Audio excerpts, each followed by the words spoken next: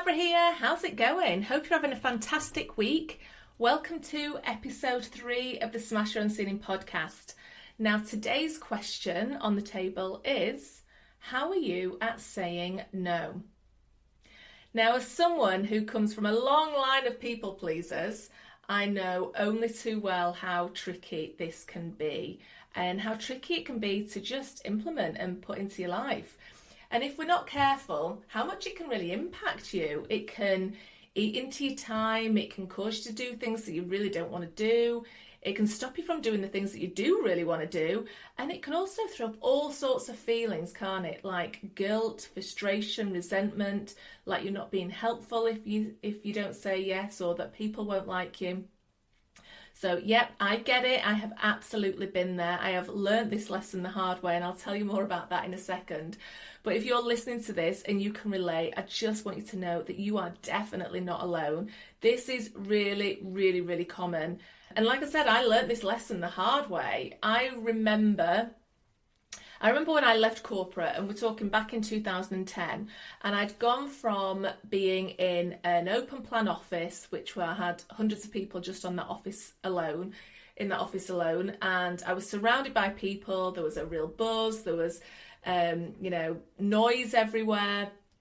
And I went from that one day to working in my back bedroom on my own the next day. And the loneliness hit me like a train, and I just not anticipated it. So I had this bright idea that I would join some committees in order to kind of plug the loneliness gap and feel part of a team again. Little did I know that this was going to kind of switch on the dormant people pleaser in me. It kind of got out of hand a little bit, because I started joining every committee, so any hobby that my kids were involved in, figure skating, golf, you name it, right? I was involved in the committee.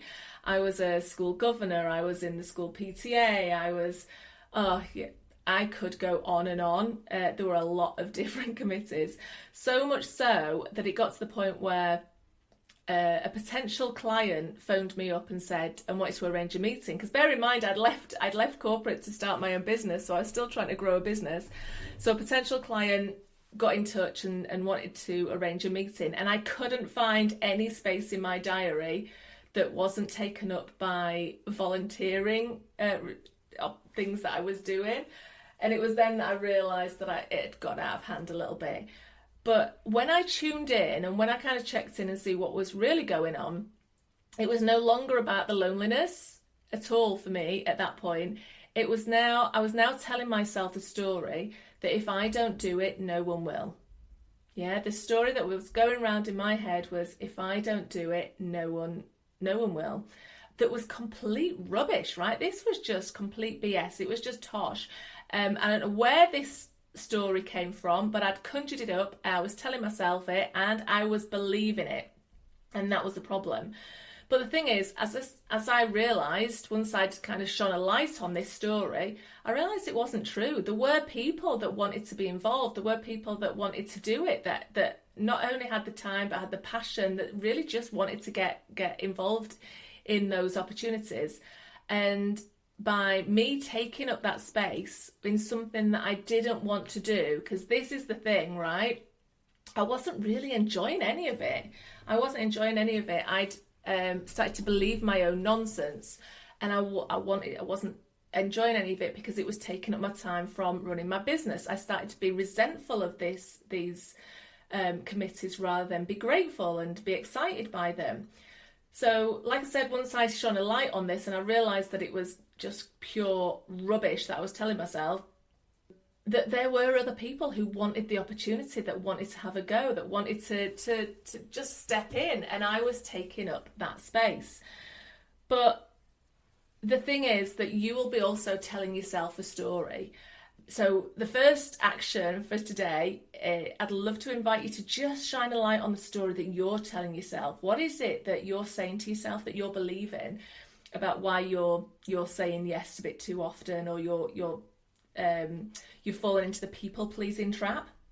Because for me, this whole experience of not having any time, and this went on for a number of months, really taught me two valuable lessons.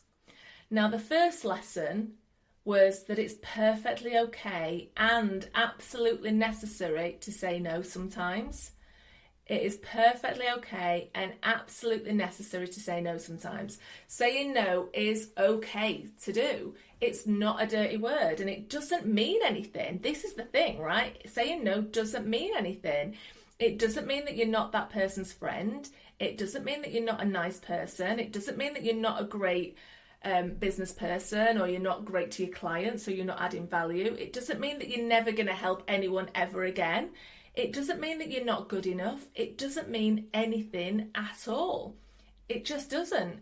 In fact, saying no is probably the nicest thing that you can do for yourself, because it literally sets you free, especially if you've got a people-pleasing tendency like I had. It's, when you think of it, it's the ultimate act of self-care. It gives you space, it gives you time, and it gives you the opportunity to step back and choose what you want to get involved in, how you want to spend your valuable time. Now, I get it that this at first is easier said than done. I totally get it. I have been there. I have definitely been there. So when I was there, what I did, I followed these 3 rules. So when you're struggling to say no, when you're finding it a little bit clunky, and when people are asking you, because if you've got a history of saying yes to things, you're on people's radar, right? You're on people's radar that as somebody who will help, as somebody who will say yes to things. However, these 3 rules that I'm about to tell you really do help. If you don't have to do it, if you don't want to do it, and if it doesn't get you closer to your goals, it's a no.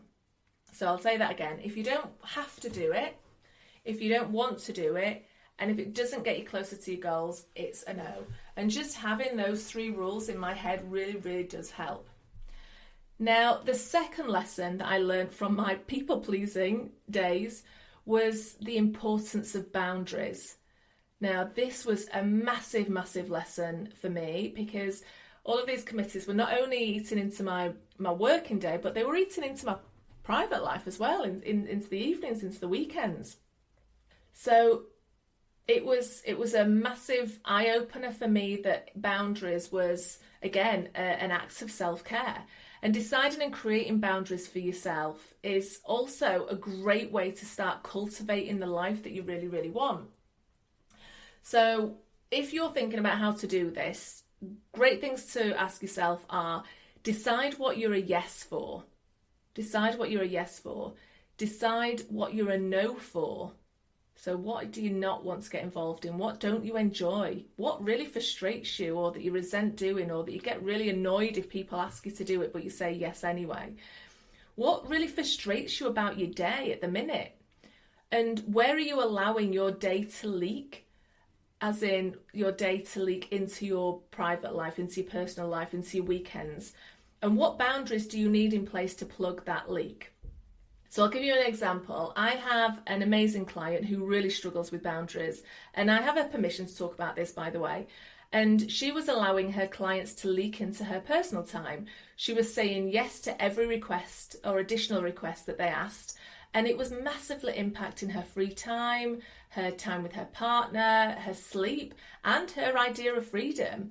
And I know for a fact that she's not alone with this, because it's so easily done. It's a slippery slope, isn't it? Where you say yes a little bit too often. Or you think, oh, it's just this one time. Maybe you're working with a client on a particular project and you think, oh, it's just this one time, or I'll just work over this one time. And it starts to become the habit, becomes the norm. And before you know it, you think, crikey, what happened? You know, how do I kind of pull this back? But having clear boundaries really does help. So have a think about what these might be for you. And the important thing to remember is, once you've created your boundaries, tell people about it. Tell the people who need to know. So communicate these to your clients, communicate these to your team, communicate this to your family. You might have certain family members or friends that are always asking you to do stuff.